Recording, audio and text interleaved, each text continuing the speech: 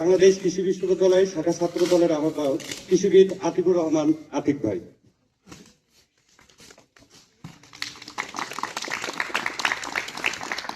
বিসমিল্লাহির রহমানির রহিম।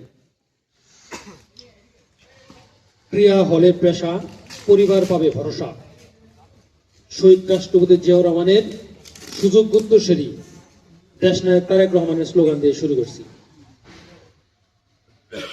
আজকের এই ভাসানী হল কর্তৃক আয়োজিত ইনডোর ক্রীড়া প্রতিযোগিতার ফাইনাল খেলা অনুষ্ঠিত হলো।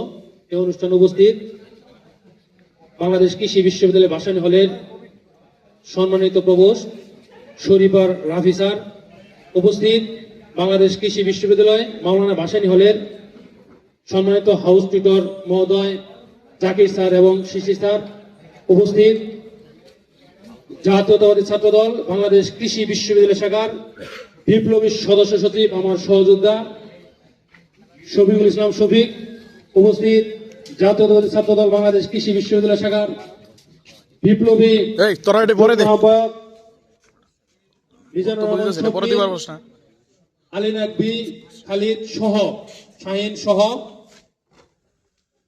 বিভিন্ন হল এবং বিশ্ববিদ্যালয়ের নেতৃবৃন্দ, সকল যুগ্ম আহ্বায়কবৃন্দ, সদস্যবৃন্দ, সকল প্রাণপ্রিয় সংগঠন জাতীয়তাবাদী ছাত্রদল বাংলাদেশ কৃষি বিশ্ববিদ্যালয় শাখার পক্ষ থেকে রক্তিম শুভেচ্ছা।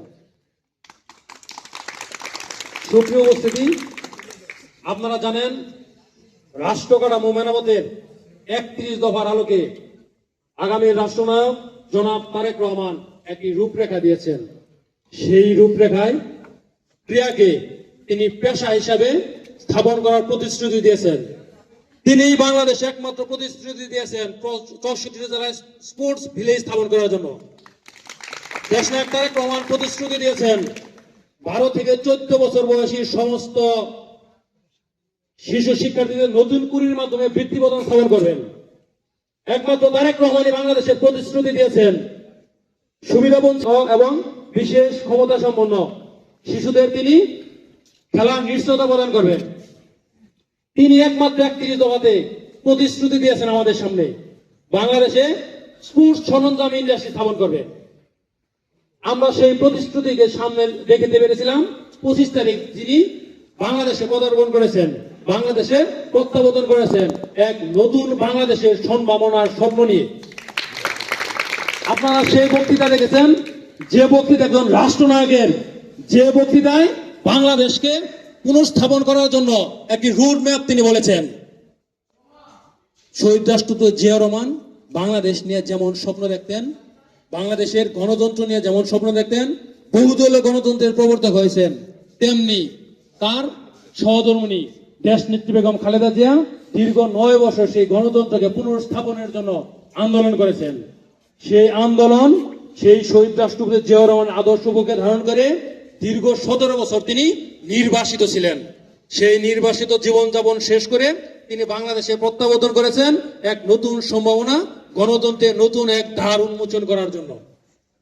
আমরা শহীদ রাষ্ট্রপতি জিয়াউর রহমানের যে যোগ্য উত্তরসূরি দেশনেত্রী বেগম খালেদা জিয়ার যে যোগ্য উত্তরসূরি জনাব তারেক রহমানকে সাথে পেয়েছি।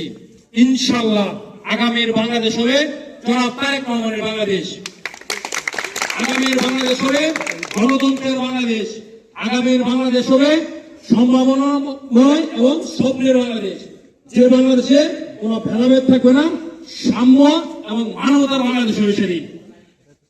সকলকে ধন্যবাদ জানাচ্ছি আজকের এই অনুষ্ঠান আয়োজন করার জন্য। ধন্যবাদ জানাচ্ছি আজকের এই অনুষ্ঠান পরিচালনার জন্য পরিচালনা কমিটিকে, যারা এত সুন্দর একটা আয়োজন করেছে।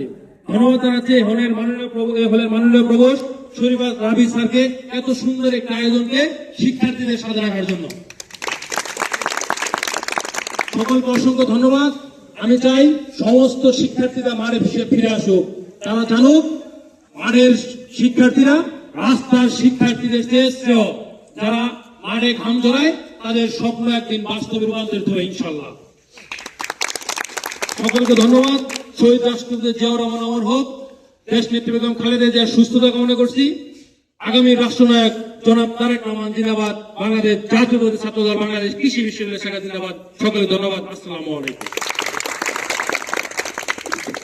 ধন্যবাদ।